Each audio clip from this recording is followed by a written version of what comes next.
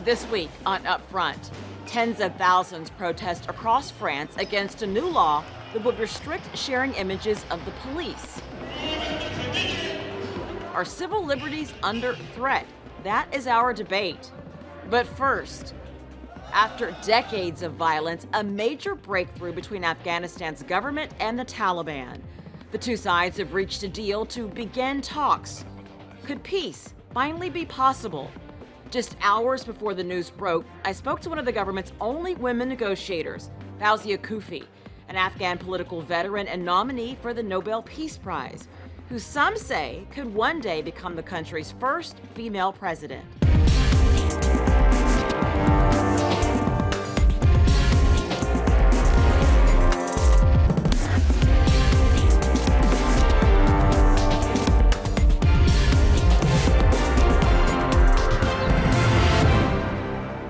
Fawzia Koofi, thank you so much for joining me on UpFront. There have been two attempts on your life, Fawzia, the most recent by unknown shooters, but the first by the Taliban, and your daughter witnessed both of those attacks. U.S. Envoy Zemel Khalilzad says this latest attack was meant to derail the talks. How much faith do you have that the Taliban will uphold their word in any sort of agreement that is reached? You're right. It's very, very early to say that the Taliban have actually changed their views and perception towards some of the realities of Afghanistan, in particular towards women, and especially vocal women.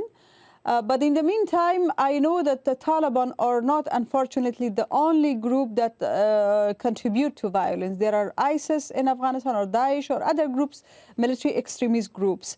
In talking with Taliban, what we're trying to do is at least minimize the level of risk that Afghanistan is facing, not only in terms of the number of people that are losing lives, but the opportunities that are being taken away from that country. Afghanistan is naturally and traditionally a very rich country, billions of dollars underground. We could be a potential economical hub between South and Central Asia, but due to the war, that has not been used. So, yes, personal sacrifices is part of this process. We have to really put ourselves into a situation to feel every victim of this war. We have victims of war in the negotiation table, and as you rightly have said, I have been personally attacked twice, in the last one injured. There are others who actually lost members of family due to the war or in the war. I have lost members of family, but let's think about thousands and millions of those people back home who, in a way or the other, are victims of war. And in order to put a dignified end to this bloodshed, we would like to, with a willingness, talk with Taliban. I hope Taliban will take our willingness for talks in a goodwill, and equally put some sincerity and genuinity into ending this war. You talked about the fact that the Taliban is not the only group responsible for the violence in Afghanistan. Obviously, that is correct. Is another part of the problem that even if you do get an agreement with the Taliban, the threat from groups like ISIL remains. It was just last month that ISIL claimed responsibility for that attack at Kabul University that killed more than 19 people. So even if you deal with the Taliban, there's still other groups that have to be dealt with. As I said before, with certainly Taliban are the major kind of military extremist groups which have committed, fighting, and not only in the villages but also in the big cities. And kind of the attention of the government and our institutions are now shifted towards fighting with Taliban. So if we agree with Taliban on agreeing that that we could have enormously political differences, but let's live under one umbrella, or at least in the same country. And then I think that will empower our institutions to be able to deal with other vulnerabilities, in this case ISIS and or other military extremist groups that operates in the region. Let's talk about the U.S. Of course, the U.S. invaded Afghanistan back in 2001. The American public is losing patience with fighting wars abroad. President Trump also appears to be bent on bringing troops home at any cost. He has been willing to make concessions to the Taliban, and there are reports that the U.S. has been pressuring your government to do the same. Do you think the U.S. is really invested in a peace agreement, or is it more that Trump just wants to get out and cut the U.S. losses? The ideal agreement would have been if the negotiations between United States Taliban and Taliban with the delegation from Republic of Afghanistan or Islamic Republic of Afghanistan would have started at the same time, which was almost 2 years back. That would give the delegation of Republic a better position for bargaining. But in the meantime, we hope that there is no rush in terms of withdrawing troops under circumstances that withdrawal is an issue, but on the basis of a conditioned reality in Afghanistan. This is something that has been also stated in the U.S.-Taliban agreement, that the withdrawal will be based on the condition on the ground. But in reality, we know that there will be major reduction up to 15 January. Our hope is that the new administration will clarify more in terms of, how are they going to deal with the situation of their troops in Afghanistan, because the presence of the troops actually singles out or gave a single message, which Afghanistan, which is an important geographical location and could be potentially a risk for the world if things go wrong, as it did in 2001, will not once again be abandoned in a way that it's once again a challenge for the world, a security challenge. So therefore, we hope that things will move on or shape itself in a situation where the neighboring countries, the regional countries, or those who are having an eye on the situation to reshape their politics will not use this vulnerability. What do you say to those who claim that if U.S. troops withdraw, your government will simply collapse? I hope that the withdrawal will be responsible and not in a way that it result in collapse of the institutions, because we know from 1992 when the Soviet troops withdraw from Afghanistan, in 1992, a collapse of the institution occurred. So we know that many countries are willing to watch the situation and see how they can actually influence. So we know that the immediate withdrawal without any tangible progress in terms of peace and agreeing on a political settlement will certainly deteriorate situation in a way that will benefit only military extremist groups, not people of Afghanistan. You've talked a bit about the resources of your country and the location. I want to talk a little bit more about that, because isn't a problem that even in a perfect world, if the United States withdraws all troops and peace is restored in Afghanistan, that might open the door wide for Russia, China, and Iran. And given the location and abundance of natural resources for your country, are you worried that your country is simply in a vulnerable spot to have foreign influence and therefore instability?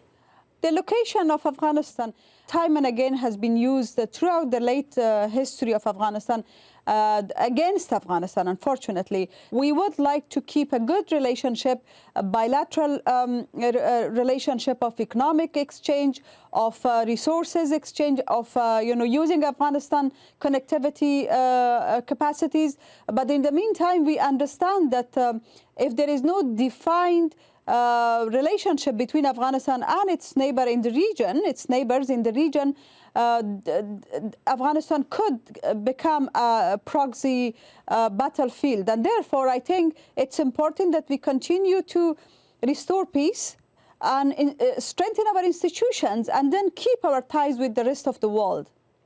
For decades, you have been a champion of women's rights, risking your own life to improve the lives of Afghan women and strengthen your country's democracy as well, something that earned you a nomination for the Nobel Peace Prize. But when you look back at all the ways that the Taliban has oppressed women, oftentimes violently, did you ever imagine that you would end up at the same table as them negotiating your country's future? 20 years back, certainly not. Certainly not, because I lived all my life in Afghanistan, including during Taliban. And during the civil war. And I know I have seen people losing lives in front of my eyes. I have seen how Women were treated, beaten up, whipped in front of my eyes. I have seen and experienced that life of brutality. So to come to the situation where now we are equal rights holder citizens, sitting across the table talking about the same country and the same interest with very diverse and different views, I think it's a step forward and it's a great achievement. And the major part of that achievement, the credit actually goes to the resilience and strength of the women of Afghanistan, because the life for women of Afghanistan, regardless of where they work, which position they hold or they are at home, is not an easy life. And even to be in the negotiation table was not easy. To be part of the negotiation is another level of women's rights, expressing the woman power or strength, because you really have to have shoulder to face some of those challenges. So it is a very challenging life, but the only hope or the only time we get a positive vibe to continue the extremely challenging job we have is the fact that we think of the moments where we could sit in a car in Afghanistan and drive across Afghanistan, enjoy the beauty without the fear of, being shot as I was during August, or being, a fear of being whipped or hit for your gender, or even for our male citizens of the society. That is the hope that actually keeps us moving. Something that we are deprived. We are deprived of seeing the beauty of our country now. There's speculation over the years that you might become the first female president of your country. You did run back in 2014. Do you think that you'll run again one day? Well, I always hope that Afghanistan, in order to demonstrate a different image of what it has in reality in different layers of the society, is to be hopefully one day led by a woman. Because, if you look at around in our neighboring countries, you have, women leaders in Pakistan, Bangladesh, India, although India is a different experience or example, but in the Muslim countries, you had women in the leadership position. Now, I know it is a very extremely difficult path to get there. I know my challenges, but in the meantime, during the time I have been in politics, along with my other fellow sisters, we have really tried to demonstrate passion, honesty, commitment, and under no circumstances that has changed actually. No difficulty or no challenge has actually shifted our focus in terms of loving our country and our people and trying to deliver. And that is actually understood and appreciated by people back home. Now, in the male-dominated political system of Afghanistan, it will be very difficult to get to that level, but that is the ultimate goal.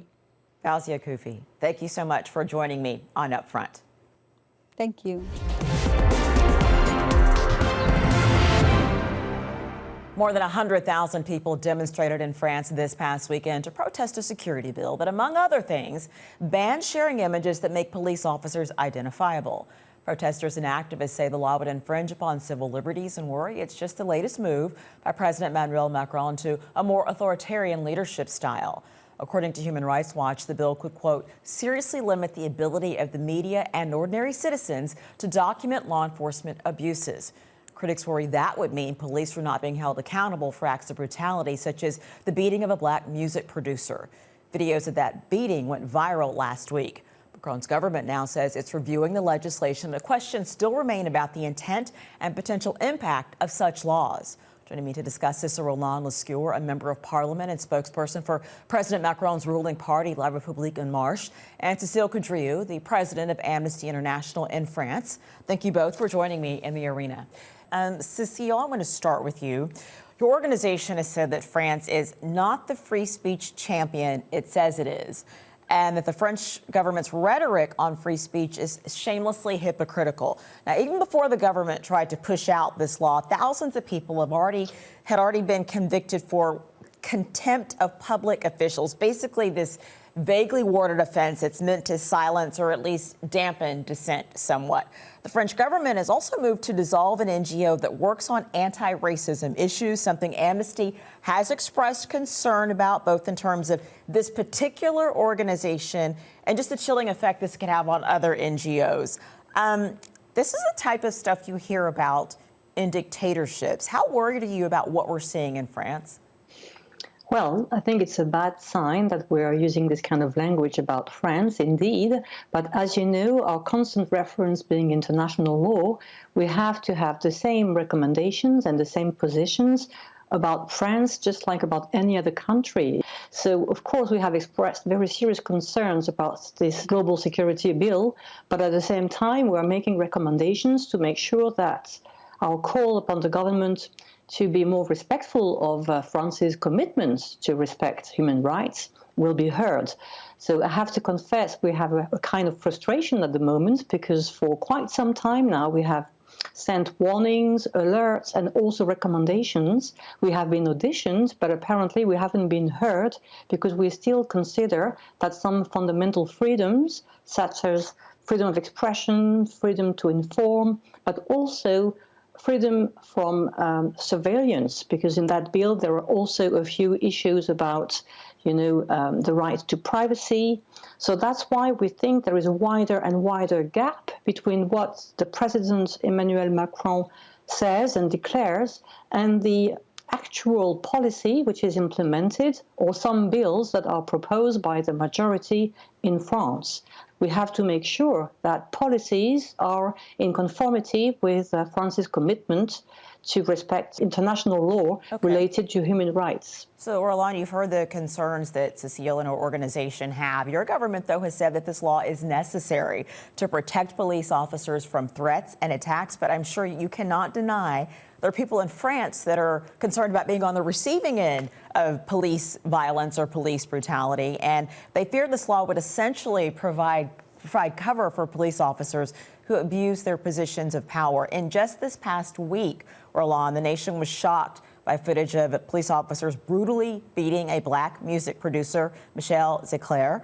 The officers have been charged with assault. They are under investigation. That is true, but only because this video went viral. If this law you've been pushing were in effect, there would have been no video for people to see. There would have been no accountability. Isn't that true? No, of course, if that law had been passed, those images would have been available, they would have been shot, they would have been on air, and they would have been leading to what happened, which is not only those officers have been suspended, they're under investigation, and 2 of them are currently in jail. There has been some understanding about the law we're trying to vote, and therefore we've decided to go back on the drawing board on that front. But what we're trying to prevent is police officers being threatened, being named and shamed, giving their address, so that they may be the victim of personal offenses themselves, because their name is being put in the public on the social network. But in no way were we planning to prevent anyone from filming or putting those images on air of any actions, including the one from the police.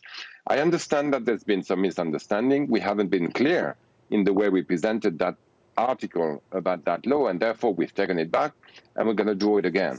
I mean, there are counterpowers in France, and we've seen it. On Saturday, there was a massive demonstration in France, hundreds of thousands of people who suddenly had misunderstood, or at least understood the fact that our law may prevent the liberty of informing, and this is the reason why we took it out. There are 3 issues now in France. There are worries, and Amnesty International has raised some of them, about the liberty to inform, and this we need to reassure of. There are police violences that has been seen, including against Cecile, and you've seen it, and we need to address that. Like any police force in the world, they have to be irreproachable, and they can't get away with what we saw last week. But 3, there's also been very violent demonstrators, not very many of them, but that have not demonstrated for freedom of speech. They haven't demonstrated for anything else than Roland, attacking the police. I'm going to have Cecile interact with you. Cecile, go ahead. Yeah, I would like to jump in if possible, because I think there is a kind of general drift, which is particularly alarming, is this tendency to rely much more on suspicion and interpretation of a potential intention rather than facts. So, for example, about the associations, when we said something about that, it was not particularly to defend this or that organization. It was much more in the general principle to remind the government that to dissolve an association is a very serious issue. It means it has to be based on facts and not on suspicion, that in the name of security, sometimes fundamental freedoms are threatened because it becomes a kind of priority, if you like, security, to the detriment of other liberties. So we think that every government, including the French government, when they prepare law, first of all, they should have in mind their own commitments to respect principles such as legality, which means that the law should be written properly. It was certainly not the case. It is not the case with Article 24, but I repeat, also 22 about the use of drones. There is still no legal frame about surveillance. It is particularly alarming. And in the case of associations, it is the same. We can understand that if there is a real incitement to hate, to act in a criminal way, of course, it should be punished. It could be a good reason for a dissolution, but we shouldn't drift away from human rights in the name of security. That's the main argument every time. Yeah, Cecile, just a moment. I want to put this to Roland. When we talk about incentivizing violence or protecting police from violent fringe groups, Roland, there are already laws in place that do that, aren't there? Exactly. Yeah, and there is a gap that has been seen and identified by legal specialists around what happens on social networks. Those laws that you're alluding to were drafted and voted years ago, and therefore we felt there was a gap. But I'll give Cecile one point. That article was badly written. We're going to rewrite it because there was an ambiguity in what she just said. The intent was not well qualified. But on the association, I can tell you, there's been a lot of questions around some NGOs that are not NGOs, that are actually political organizations that are preaching discourses, speeches, and actions that are not consistent with the French laws, with the French values, with the French constitution, actually. And it's very hard to close them. I can tell you, there's been a lot of work to prove that point. And again, a judge is going to be able to assess that if those NGOs are questioning the decision, which I believe they haven't done yet. But I don't want to, your viewers to feel that this is France drifting to, you mentioned it, dictatorial measures, because suddenly all these measures have been voted by an elected parliament. I'm one of them. There is a constitutional court in France that's completely independent and that's going to look at these laws and reassure the people on the fact that they are constitutional. Okay. And we have decided, again, I'm giving Cecile that point, that article had to be redrafted because we want to protect the police officers, but we certainly don't want any liberty to inform to be impeded. Cecile, I do want to ask you that about something that Roland has mentioned. The government has said that they are reviewing the law, and the Prime Minister announced there's going to be an independent commission to look into it. Does that satisfy you at all?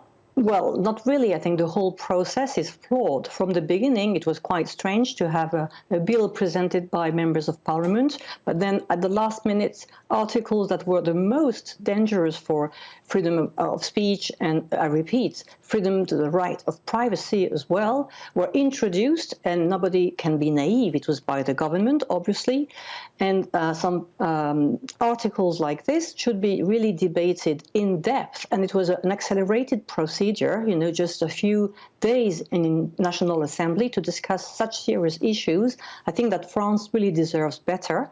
And I'm afraid that, again, this question of freedom for journalists is a kind of smokescreen, because Number one, it is also for citizens, not only for journalists, that there should be a right to film, disseminate the images and document potential violations of human rights by police officers. Amnesty International has used a lot of these videos in a lot of different kinds of research to write reports and to try to ask for accountability. Because to me, the main threat on the police today is certainly not social networks. It is this feeling that there is an impunity when some policemen have, really terrible attitude, either racist or an excessive use of force, for example. And this sense of impunity is also destroying what is absolutely essential in rule of law. I mean, the trust between the population and the police. That will be the final word. Thank you both for the discussion. Roland, Lescure, Cecile, Coudriou. Thank you very much. Thank you. That is our show for now. Up Front, we'll be back next week.